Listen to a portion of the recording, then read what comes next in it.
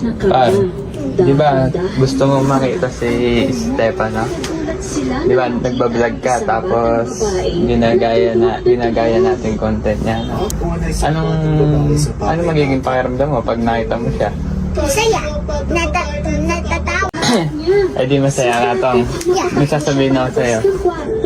Ano na, napansin ka na niya. Ng bahay at tumakbo ng hindi Oo, lumilingon. napansin ka na. Humihiya na Yes! siya sa Totoo. Kaso tong may sasabihin lang ako. na pumunta sa kagubatan para hanapin siya. Napansin ka na nga niya, kaso parang nagpapaalam hindi siya masaya na ginagaya mo yung vlog niya. Tumakbo siya. Parang hindi siya masaya na ginagaya natin yung content niya.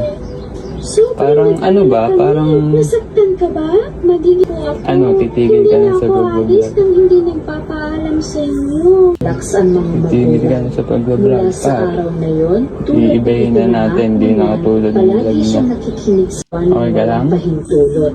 Nanatili siyang isang napakabait Iibahin na natin vlog mo. Isang araw, Okay ka lang? sa isang maalitan, Iibahin na natin, no? Baby Bear ay Hindi ka na, iya.